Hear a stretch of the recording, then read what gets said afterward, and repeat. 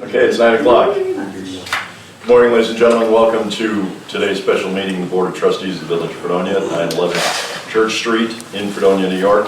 Today is Thursday, February 13th, 9 a.m. Call to order. Trustee Esperson. Here. Trustee Brockler. Here. Trustee Syracuse. Here. Trustee Wandell. Here. Trustee Twitchell. Here. Ladies and gentlemen, please rise for Pledge of Allegiance. I pledge allegiance to the flag of the United States of America and to the republic for which it stands, one nation, under God, indivisible, with liberty and justice for all.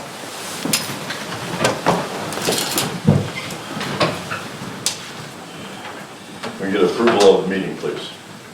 Whereas notice of this meeting was given to the Board of Trustees and the news media is as required by law.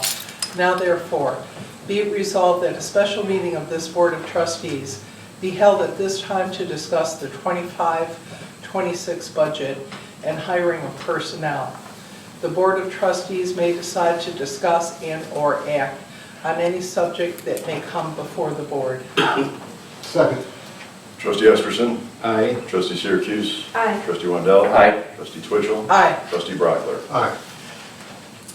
This portion of the meeting is for public comment. Any member of the public wishing to speak, once recognized, shall stand at the microphone and state their name and address. Speakers will be allowed 3 minutes if speaking for themselves or 5 minutes if speaking on behalf of a group. I will ask the speakers to refrain from remarks that are in poor taste, slanderous, or not germane to any action taken or contemplated by the board. Thank you. Graham Tedesco Blair. Hello, I am Graham Tedesco Blair, Executive Director of the Darwin R. Barker Library Museum Association. We are over at 7 Day Street here in Fredonia. I am here to ask that, I know there's been consideration of non-essential services having their budgets reduced.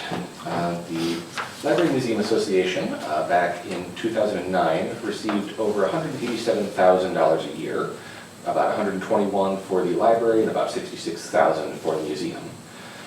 In the ensuing years, that has been reduced to $45,000, which is a drop to nearly a quarter of what it used to be.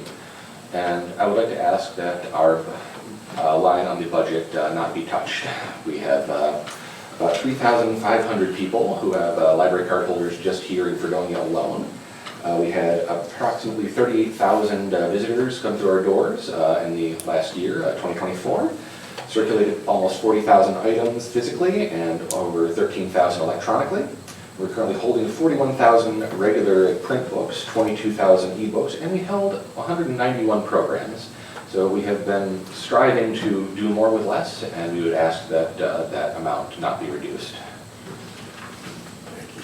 Thank you very much. Also like to congratulate you guys on your art vending machines. Oh, thank you. A lot of talk about They're it. very fun. Graham Tedesco Blair. Oh, no. Oh, shit. Maxwell Walters, sorry. There's two people on the list, it gets really confusing.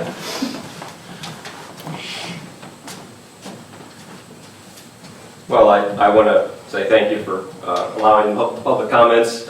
That's very much appreciated. Graham gave you, I should say my name first, Maxwell Walters. I'm the curator of the Darwin R. Barker Museum here in Fredonia. And sort of want to echo what Graham said. You know, he gave you the statistics there. And I just wanted to sort of build on that a little bit and just say, you know, the museums essentially places they're repositories of local history, and so what we're up to in the museum is basically storing the artifacts that can tell the history of Fredonia. So I would ask that you consider that. You can think of it as an identity. You can build an identity of a local culture. You can think of it as a brand identity, but it's something that allows people to understand their own history, where they come from, and the context that we live in. So it's, I think, quite important. And we do things like tomorrow we're running a program, Victorian Valentines, where people can make historical Valentine cards. It's open to all ages, and then we participate in such activities as the festivals, all of the annual festivals that we have in Fredonia. We're proud to be part of those and help sort of improves the people's lives in Fredonia. So I just wanted to sort of make that case and just sort of state, what it is that what our mission is. So with that, I'll conclude my statements, and thank you for allowing me to speak. Thank you. Thank you. And thank you for what both of you do for the community. It's greatly appreciated. That'll end the public portion. There's no one else on the list unless someone wanted to speak last second. Okay. Resolutions. Be it resolved, Amy Johnson, Lord Street of Dunkirk, New York, is appointed as Clerk 2 to serve in the Code Enforcement Office for the Village of Fredonia effective Feb 17, 2025, with a probationary period 6 months at an hourly rate of $18.11 pursuant to civil service rules and regulations. Second. Trustee Esperson. Aye. Trustee Brockler.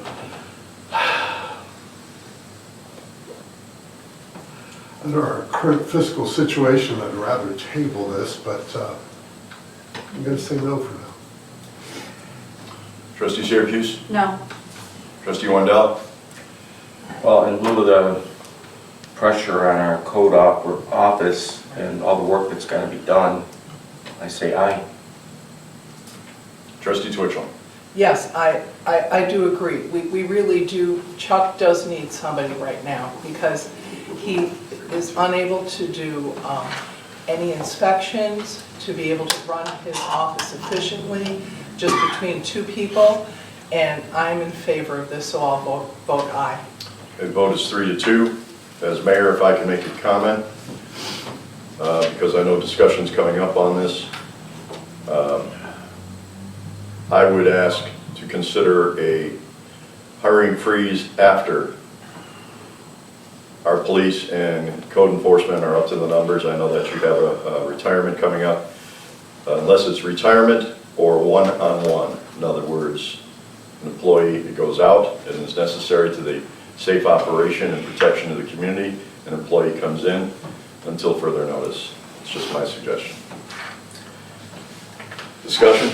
For this particular position, I think it would have been effective to discuss whether this should be reduced back down to part-time again instead of full-time, at least for the interim. He has months of work that needs to be done, so I don't think that would work at this time.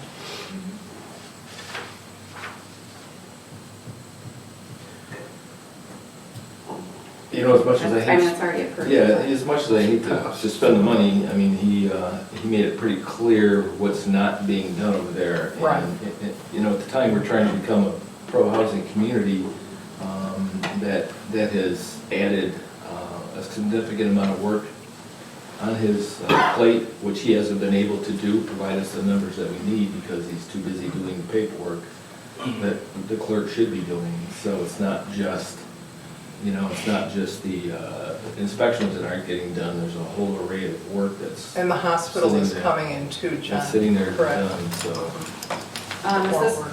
clerk also going to be shared with the fire department, as previously discussed? Pardon? Is this clerk It's not in the also, resolution, I guess we'll have to talk about that.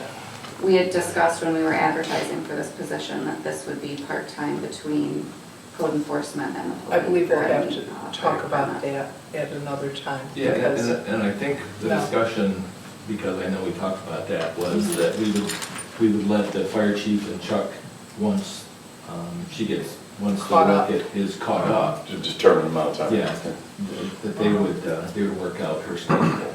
And whether she could do fire department work at the code enforcement officer's office, so she's not physically Correct, she needs to working answer the different phone. places. So Right.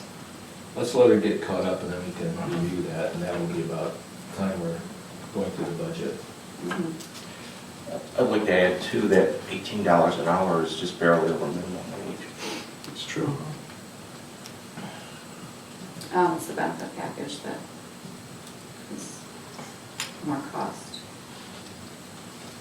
Can I hear from the board your thoughts on potential hiring freeze based on hiring this person, the chief of police has already requested someone for his department that is necessary. Again, not to put anybody, the public in danger or cut their services, but one-on-one, one in, one out if necessary, but otherwise a hiring freeze until we get into the next budget and determine where we're at.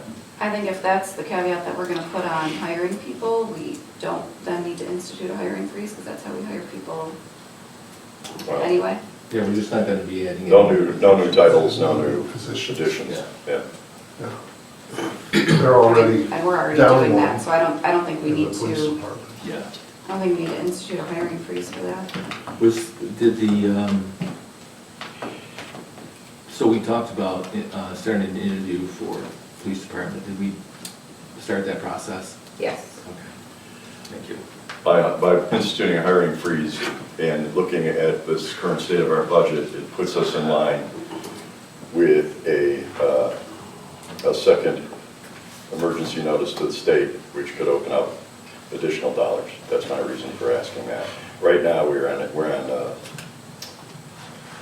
notice for the water situation, and it was suggested to us that perhaps we look at this for our budget and our hiring. And that's would require us to have a specific hiring freeze no matter what our practice is. It's just under consideration. Before we get into the budget conversation, I know that Trustee Wandell had sent us an email. He wanted to talk about the chlorination system. So how about we get that out of the way first? Are we okay with that, doing that right now? Go Sure. ahead. Yeah, we Okay. can have that discussion. Yeah, I'll just bring the board up to date and the public. We all know we have trouble at our chlorination system. And I've been, actually prior to the event that occurred 2 weeks ago at the treatment plant, where for the people that don't know what that was, there's a chlorination circulation pumping system, and that failed because one of the tubing pipes ruptured and broke, and therefore the chlorine residual level dropped off in the clear well, which meant that effectively our water was not purified to the level that it needs to be.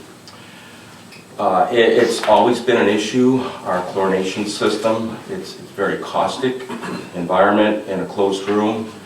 And so I'm just deeming it as a priority. I really believe that, and having seen it quite a bit myself, that we're one step away from another failure. So I've ramped up the priority level of getting some kind of attention to it.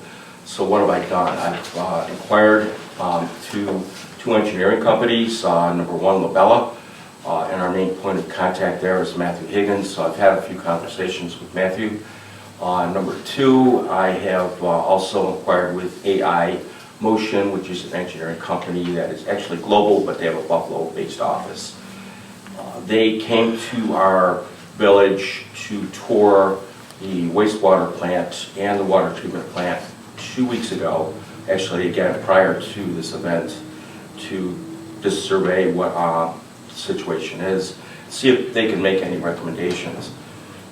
Right now, I have them coming to our water treatment plant this coming Monday, and they're willing to come alongside of us and review what our situation is and make some recommendations that could actually come to a point where they could create a proposal, including a quote and a timeline for the necessary equipment. Basically, what that would mean is a new chlorination system, which would involve a liquid chlorine process as opposed to what we currently have, which is a tablet-based, which then that tablet dissolves in water and then chlorinates our clear well. So, of course, it's going to cost money, and we are striving, as you know, financially. However, we did have a meeting last Friday, and it was a Zoom meeting with some state representatives. There is a possibility of gaining some funds, a 0% 1-year long-term loan that could maybe be beneficial to help us get out of the hole that we're currently in. So I guess the options would be we can just wait and do nothing and cross our fingers and hope we don't have another failure. Dave's shaking his head.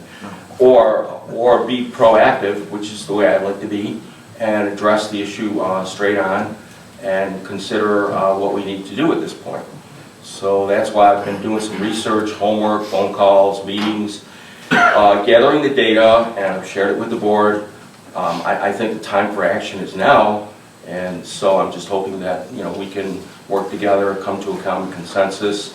If it's going to cost us $100,000, which it very possibly could, then we also have to recognize that there may be some lead time associated with this. So we could cut a PO on this if we get to that point, but it still could be some months before we actually get the equipment in.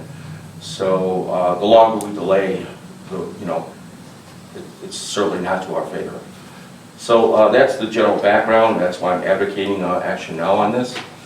And I just think that we need to do this now. So you remember the meeting we had with LaBella when they laid out all the costs and their recommendations, right, their options? We had that conversation Yeah, with and LaBella. what was the timeline on that?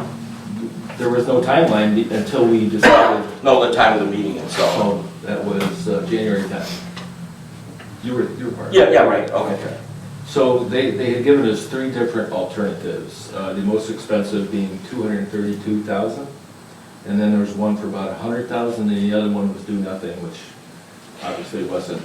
And we have to keep in mind, and when EFC funding said that there's a possibility that they could give us a 0% loan per year, that has to be paid through increased water rates, because it's a water project. It has to come out of the Water Reserve Fund, which at this point, how much is in there? Anything? 611,000. Okay, so we could, Why can't we use some of that money then? Yeah, that seems Can I reasonable. interrupt for 1 second? Paul, based on the discussion you and I had after that meeting, I talked to the county. Before we go into approving loans, the county may have monies available to us to help us in this area. And I gave them the dollar amount, the corrected dollar amount. Right. I think, John, you referred to that meeting, that discussion, and those quotes, but I don't think that was comprehensive. There was more to it. We have to be careful when we look at something like this, because it's not just a skid that you buy a new chlorinator pump system. It's actually a bit more than yeah, that. they broke down all the parts. I mean, it was. Well, we had the baseline costs, right? There's baseline costs, there's construction costs, Mhm. there's tanks and pumps and secondary container scale platforms. So it's broken down. So for option 2, what was the number that you understood? Option 2, according to their numbers, was 232,000, I believe. Oh, here we go. It was 232,000, hold on. I'd like a copy of that. I haven't seen Let's that. see. I think the other trustees here would like to see it too. My Oh, only. no, I'm sorry. No, it's okay. Option 2 was the baseline improvements and change to liquid chlorine. The total construction was about 83,000. Alternative 3, complete baseline improvements, change to on-site generation chlorine disinfection was 232,000. Okay, so the 83 sounds more in line with the number I'm giving, and the reason I gave you 100 was because I had a subsequent conversation with LaBella, specifically Matt Higgins, and he even indicated to me that these numbers are still preliminary. They're really not Oh, yeah, exact. I'm sure they are, and just, if it's something we decided to do, I mean, we would have to put that out for bid, obviously, because it exceeds our. If it's not emergency, yes, but I believe Alyssa, you told me that if it's an emergency basis, that would be different. This wouldn't be This- considered because it's not failing, it wouldn't be an emergency. It's not currently in failure. But So it's, because it's not an emergency, because it would have to go out to bid, I do have concerns with having other companies other than our engineer of record being brought in for tours of the plant and essentially insider information before it goes out to bid. I think if somebody wants to submit an RFP and have a tour based on that, that's fine if they're requesting that, but I think all of that should stop until we are actually putting out an RFP. We're giving a company an advantage that, over other companies, that is not, that they should not have.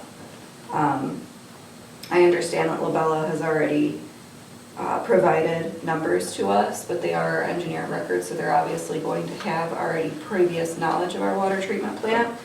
But as far as inviting other people in just to get their opinion before an RFP is actually made it's a little bit concerning.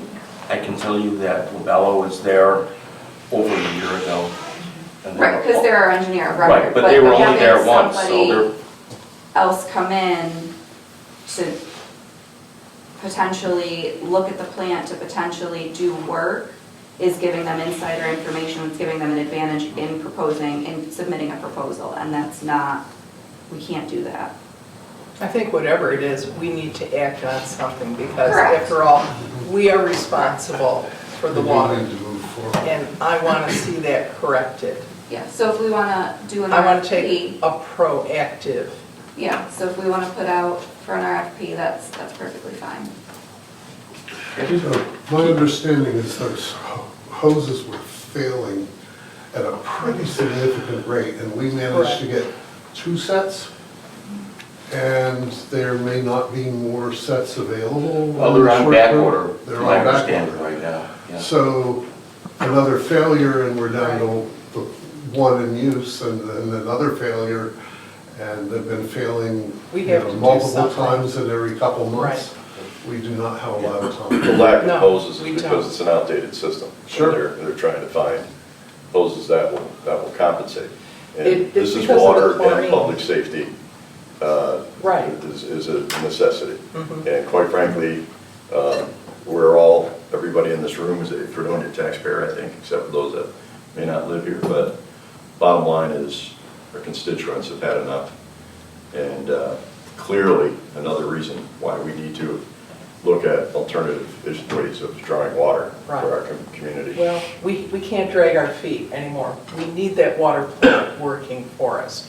It's not going to be overnight. If you want to have Dunkirk water, it's not going to happen overnight. Correct. This has, no matter which way we go, this Responsible has got to be addressed. to give our residents clean drinking water, and I want to do that. Yeah, and our next step is an RFP. Right. Well, I'll set that in motion. The Do we need a clerk resolution for the that? clerk and treasurer just have to advertise for it. You need a motion for that? You want to make a motion? I don't think so, because we're not. Do we need that? Do we need a motion for an probably RFP? Yeah, let's I follow the believe we rules of the should, game. Well, then yes. let's should. All right, well- Let's do it. We're talking about it now.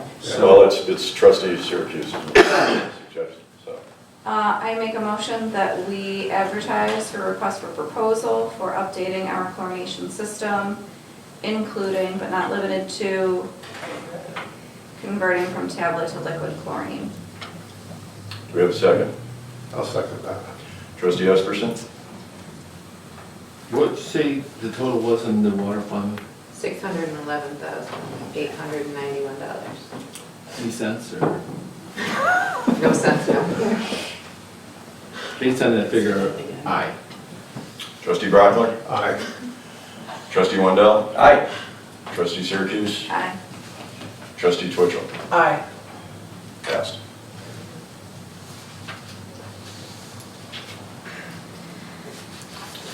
Next on the agenda,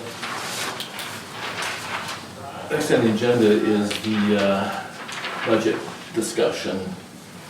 Before we get started, we were given a handout from our list, and I wondered if you could, the revenue shortages, can you just go through that briefly and So, enlighten us? this one? Yes, please. So I went back 4 years because I didn't use COVID years because those numbers aren't a normal typical year anyway. So I went back 4 years and determined, based on our budgets, our actual numbers, and then this year's projections for where we will be the largest shortages that we came in on revenue. for the total of the 4 years. And our biggest shortages were interest on real property, franchises, safety inspection fees, ambulance charges, on-street parking, fines and forfeited bail, compensation loss 207, and mortgage tax. And all of the shortages totaled up for those 4 years to be $633,503. So that's over a 4-year period, that's not just this year, that's over a 4-year period? Correct. Can you explain what the compensation loss 207A is? So that is for, it's workers' comp, and we actually should be getting that at any point, we just haven't, so. That comes from the state, obviously. Yeah. How much is that? That should be actually right around that number, 52? 52, yeah. So that would wash that. Yes. Yeah. And then the bottom half? So the bottom half is on the expense end, so this is based on the numbers that we had budgeted, not necessarily, so everything that was overspent was approved by the board, but based on where we were at with our budget, in the regular lines, there was an overage of $164,876 for the expenses. And then in the capital, the approvals, I didn't even total that one, sorry. The total between capital and regular lines were $1,035,256 in expenditures that were approved over what was budgeted. So the capital would be the total minus the regular would be the total for capital? Yep, Okay. So somewhere around 900? correct.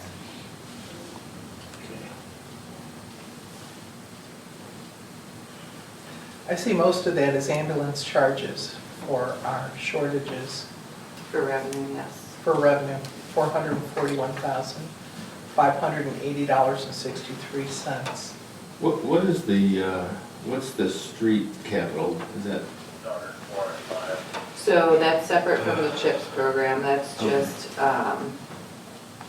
that'll be any equipment that's Vehicles or purchased. whatever. It's all the road work that we do out of the regular budget versus using the CHIPS money.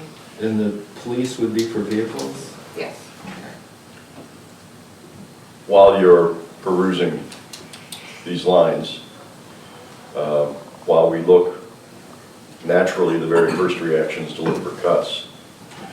I know we're working on this, but I would like us to consider,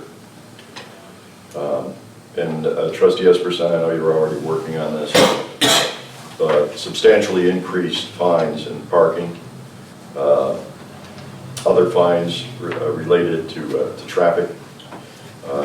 Compared to some communities, we're very much behind in that. That has nothing to do with the decision. The police do not make that decision. That is previous boards. And for many, many years, we're very much behind on that. We're leaving money on the table.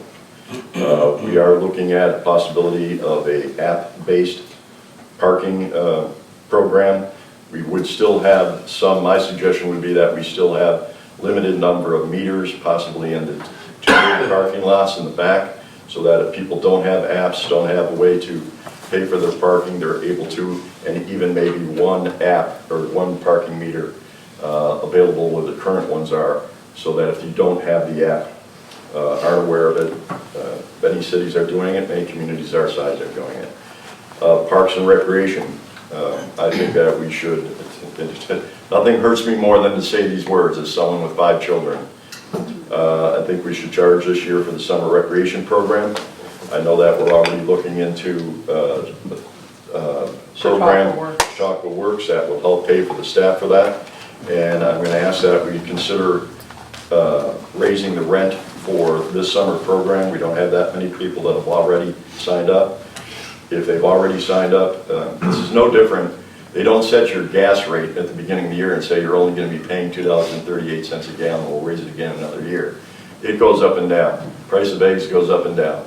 Life is hard, and every year I mean, even your own personal life insurance and things that you pay for. They don't call you and ask you about it. It's not pretty, but there are options available to us. I'd also like to talk about working with zone, code enforcement, and planning board to increase fines for people who are not taking care of their property, with substantially higher fines for people that live out of town and own property and not taking care of it. That is money that can help offset this. We do have some departments that are spot on for the most part with their spending, and it's not fair to them to, we have to do what we have to do right now. But in the future, we are leaving a lot of money on the table. So I would like one of you to consider, we can talk about this afterwards, the correct wording of the resolutions, but if other communities are doing it, far be it from us to not look at those. Cutting budgets are easy, generating revenue is even better. So I think a combination of doing both would help us get to a better place. Chief? May I clarify one thing? Yeah. Traffic ticket fines and collection are set by New York State. We cannot do that. Okay. We do have some local law violations for stop signs, red lights. A few years ago, we started writing those, and the state came in and told us we can't do that. They started sanctioning us. So you can't, we have no say in what the signs or the fine schedule is and the collection rate for what comes back to the village. It all goes to New York State. Can we find out, Chief, what we have the ability to raise? We can have that discussion. There's nothing under the New York State vehicle and traffic law. Okay, so parking is basically. Parking that we can do. is local law. It's Okay. local parking. It's specific to certain areas of the village. That's why we can, that's why it's in the local law charter. And we can impose those fines. But when you're talking about any vehicle and traffic law, New York State supersedes us. Thank you for clarifying that. One last thing I had on my list was sponsorship of events in the community. We are, such as the music series. Music series is going to cost us about $7,000. We get a sponsorship for it, or we cancel the series, and I'll take responsibility for that, for making it happen. So, go ahead. So when we, I first suggested that we have this meeting, I asked everybody to take a look at the budget and for non-essential items and things that we actually have some kind of control over, which is maybe 25% of the budget. 75% or so is contractual. That there's nothing we can do until we renegotiate all those contracts, which we're in the process of doing now. That we all take a look and see where, there might be areas that we could put a dent in what our deficit is going to be this year. Or Alyssa, at one point, I asked her if no changes are made, what kind of tax increase we're looking at, and the number was staggering. So we need to, my feeling is that we need to take a hard look at what we're doing now and do everything we can to bring that tax increase down to a more palatable figure. The figure that was given is just not palatable. What was it? Close to 75. 75% increase? Yeah. And that will because we have to remember that $840,000 needs to be paid back, so that needs to be part of our debt for next year.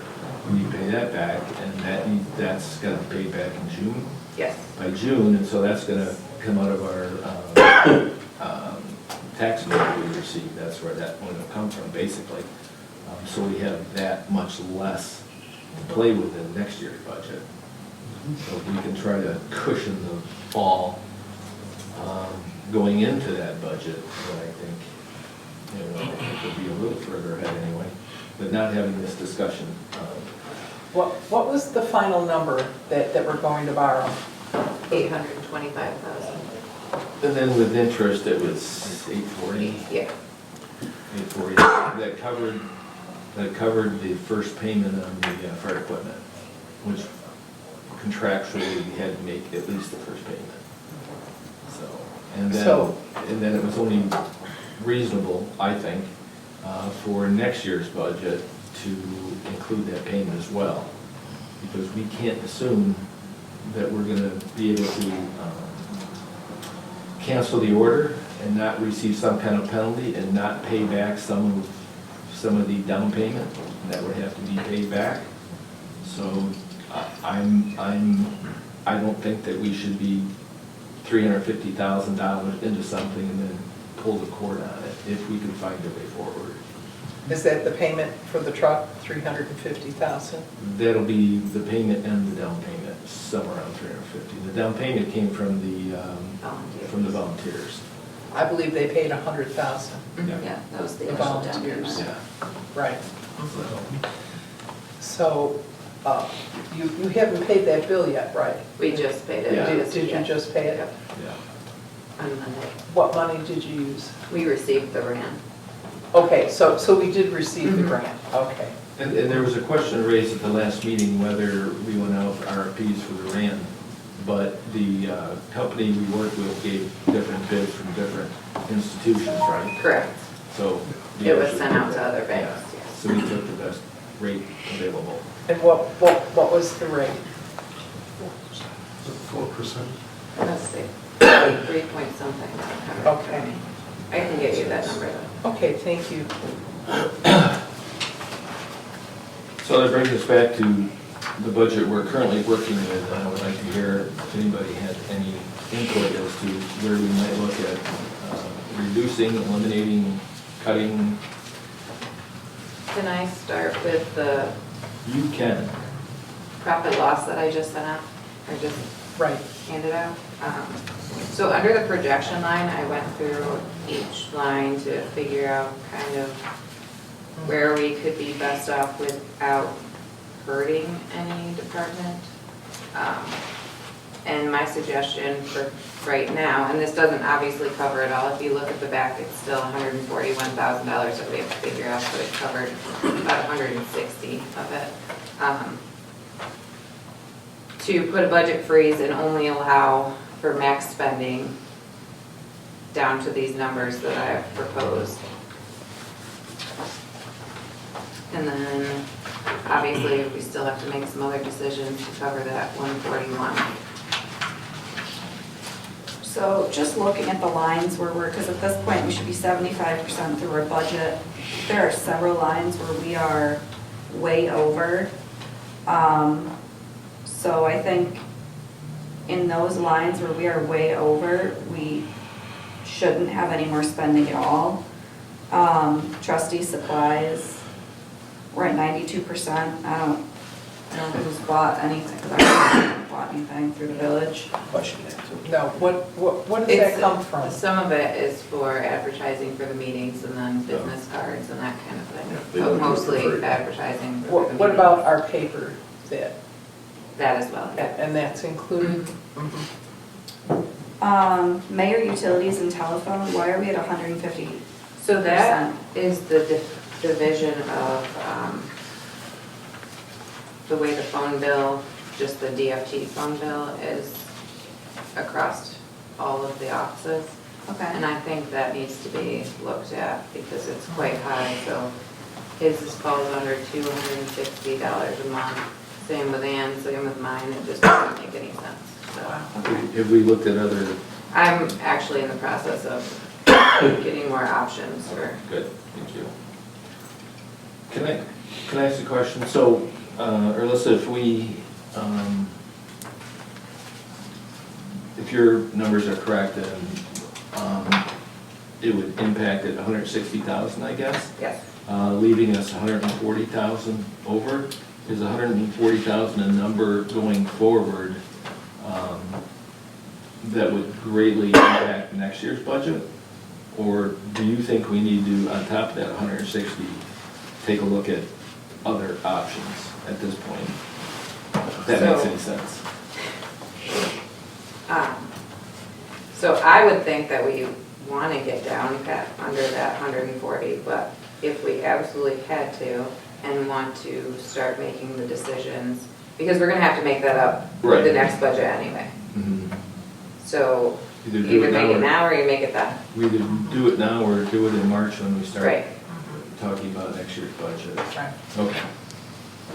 And with that 160,000, assuming no other changes are made, what kind of tax increase would we be looking at?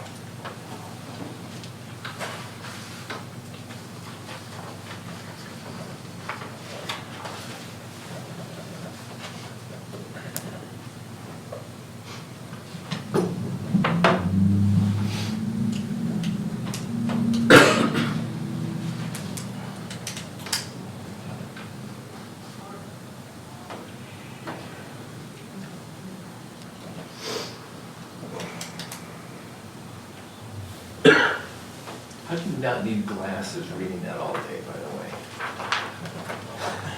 I wear contacts. There you go. Really, really thick. Not as thick as these things, holy crap.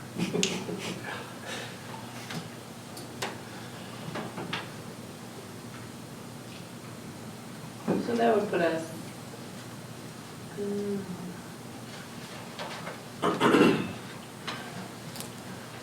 Maybe that was an unfair question.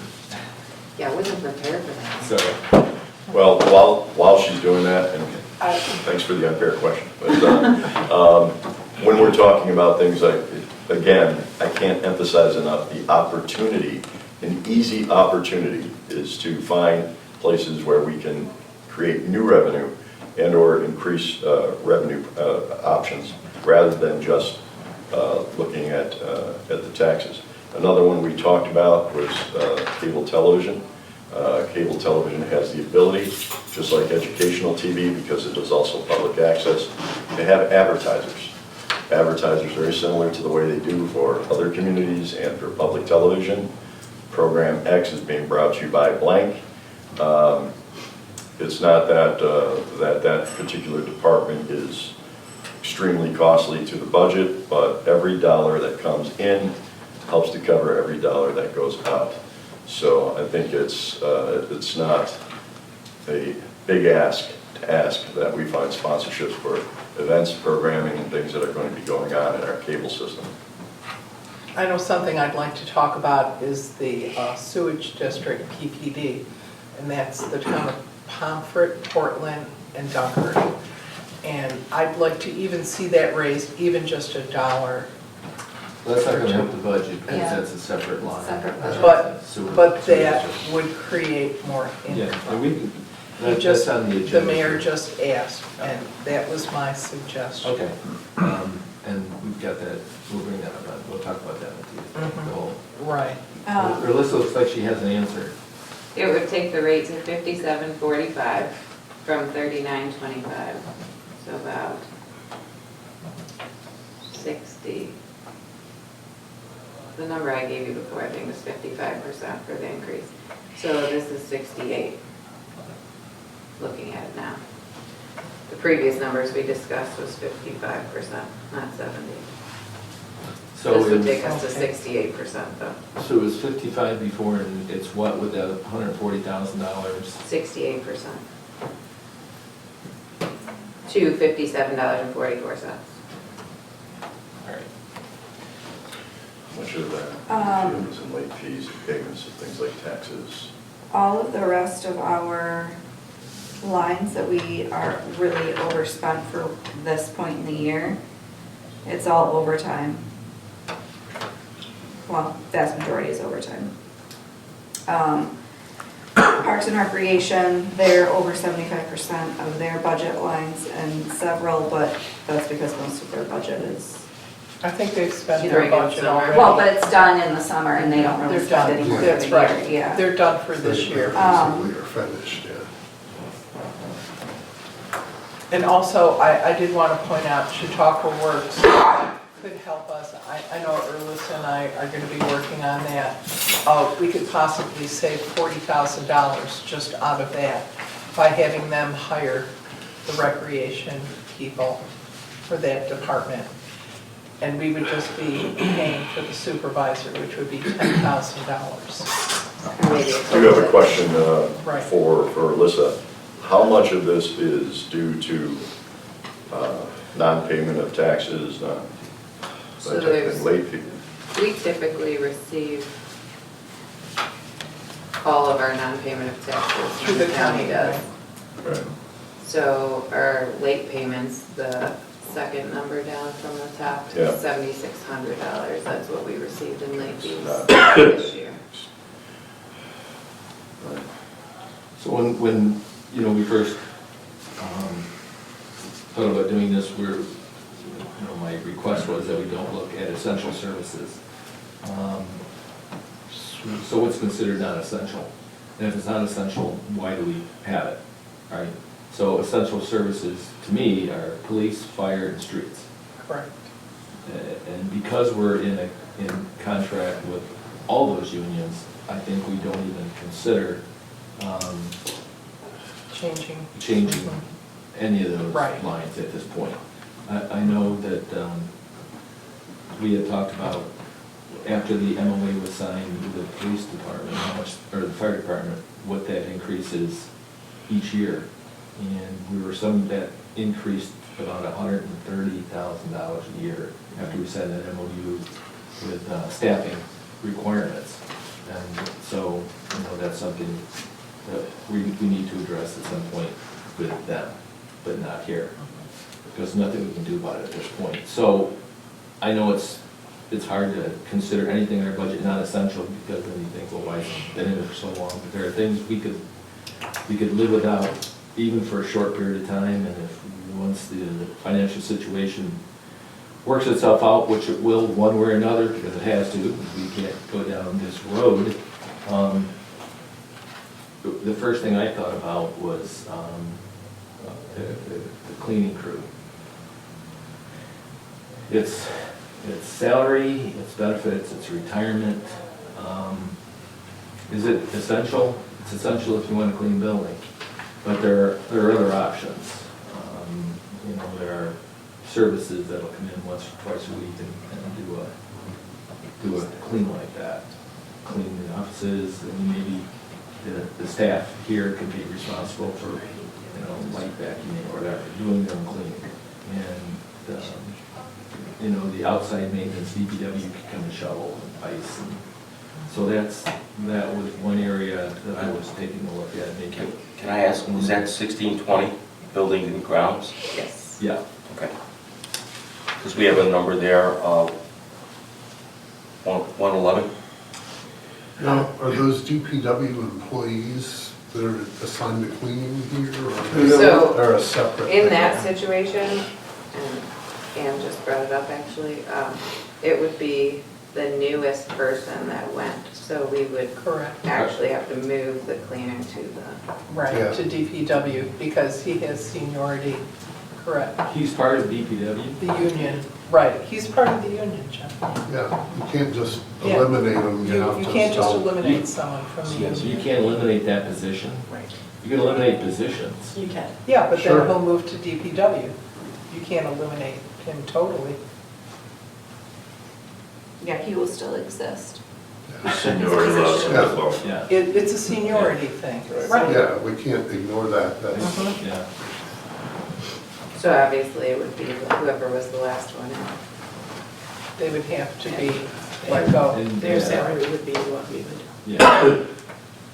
So that would be the savings then, because he would still get that same rate of pay, Yeah, because It would he's a not be. union member. yeah, it would not be worth, So you wouldn't see really a lot of change it there. really would be worth the savings. No. No. All right. So, Strike that. I think this is a point to the general public that may consider, gee, overspending, this is the cost of running a community. These are the costs of running a community. And the only revenues that a community takes in are taxes, fees, and fines. That's it. So, considering we went almost 5 years with no more than a 53-cent tax increase, dotting i's, crossing t's, paying attention is where we are today. So hard decisions have to be made in the future. We are in the middle of 2 of the 4 contracts, correct? 3. We're in the middle of 3 of 4 contracts that we have to renew. And we're doing that diligently and as quickly and efficiently as we can. But again, we need essential services. We need essential personnel. This is the cost of running a community. So please keep that in mind. I love my social media friends, but do your homework, please. And we will do the same. I did want to say something else that maybe we could take a look at, the longevity pay for supervisors, because they're not union members. I would suggest that we, in the next budget, not have that. I don't know how much money that would save us, All right. but that could be a possibility of I would also saving say money we too. zero out automatic raises for Right, anyone correct, who is not under a contractual raise. yes. No raises. Yeah. I think we should focus on what we You can have to change be aware right of now. 207M. Yeah, that'll be a negotiation. There's a law, That'll be a negotiation. Oh, really? Yeah. 207M. Mm-hmm. Okay, thank you, Chief. So this, what you have highlighted here for the library, Alyssa? Yeah, that would have been, that was the only other, That's the only thing that I really see right. as well. And other than that, I think the rest of this just has to wait until our next budget, when we're taking in consideration some of our different revenue streams. As much as I hate to cut that, that's the one thing that's gonna make any sort of difference. Keep in mind, every cut, That would there's residual losses to that. That would just be that they wouldn't get their quarterly payment, because we've been paying them. We have been paying them, yes. Mhm. Right, so it wouldn't be a $45,000 savings. It would be For right 22, now. 22.5 would be what it is. If you look at the last sheet. Keep in mind that we have young people in this community that do not have computer access, that do not have computers, that need the information that both the Historical Society and the library maintains. We have adults that use that on a daily basis. And while technically you may consider it not an essential part, it is an essential part to the quality of life for any community to look at its history and to also provide the services that the library provides, considering that they've already reluctantly been cut by over 60-some% over the course of the last few years. That would close their doors. Unless we, our projections, revenue projections for next year, that we would reinstate that. That, for Yeah, me. that would be something that we just Yeah. cut for this last quarter, and, certainly when the budget is submitted to us, it should include, no cuts that I would think about making today would I carry into the next budget. How do we expect them to pay their payroll? Well, I guess that's a conversation that we would need to have with them, to ask them. Right. what That would- does how that would cover impact- their expenses. How for that would payroll. impact Yes. this quarter. I'm not trying to be argumentative. I'm No, just but trying to that's think, true. there are many things you have to think of Right. when you're looking at something, a department that's already gone from 6 figures down So- to barely $50,000. So I guess I would ask the library to let us know if the 22.5 was cut for the last quarter, how that would impact you. You don't have to tell me. Don't tell us now. I can Think about it. yeah. Yeah, think about it and let us know. Look at Let, expeditiously as possible. it. Is what they're doing in Dunkirk, where the library's funded through the school budget, a possibility somewhere down the line? That is a possibility we are looking into. There is a state law, or state education law 259 and also 414, which would allow for direct taxation rather than funding through through a village line. So that's something we're discussing with the Chautauqua County Library System that we're a part of. Many other libraries in the community, I believe 19 out of the 38 that are in the consortium are funded by 259 or 414, and the rest are school district libraries. So that is something that's on the table. I actually had a meeting with our board scheduled for April to discuss that plan. So I can, of course, keep you guys in the loop as soon as we have more information about that. Thank you. Excellent. I mean, it's gotta come from somewhere. Yeah, so. yeah, that's it. Well, you may want to look at the community foundation as well. They're the low-hanging fruit, I see. Certainly, any letters of support you need for anything that you're applying for, please let us know. Thank you so much. Could the town of Pomfret help to fund? They Yes. do already. Yeah, They the get town of more money Concord. than we do. I see. Yeah. Right. The town gives us $68,000 a year. Right. And I really think the library museum is really important for our community. It is in our charter that we are responsible to take care of that. I just want everyone to know that it's our responsibility to keep those doors open. All right, well, does anybody have any other proposed cuts? As I said before, about the $40,000 recreation salaries that we pay in the summer program. And also, it was suggested. So that'll be. Will that be next year? That's, I need Right, cuts to but- make today, right now. Right. Our ambulance service, is that locked up, or can we do anything about that now? It's part of the union right now, isn't it? Contractually. Union agreement, It's not contractual. the so we cost can't- that's hurting us, it's the lack of revenue that's Lack of hurting us. revenue. Right, it becomes a taxing entity for the village. And it's really not a lack of Support it. revenue, it's just a over Projections. That's why Or both. Well, Alyssa and I talked about the zero balance budget to start. Well, you can only start bring in for as next much year. revenue as you can bring in. Right. So it's not a lack of revenue. and then the tax, Yes, they're bringing in. it's a bringing tax in. entity then Now, to, currently, we Keep it. cover the copay for ambulance services for the village residents. Yep.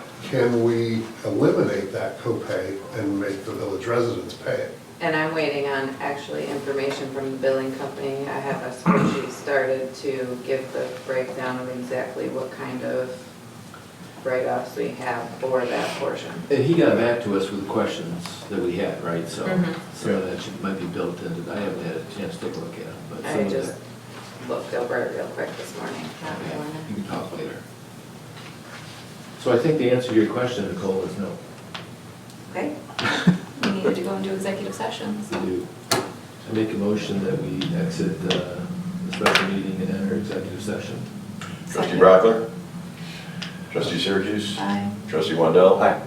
Trustee Switchell? aye. Trustee Esperson? Aye. Okay, ladies and gentlemen, if you'll excuse us,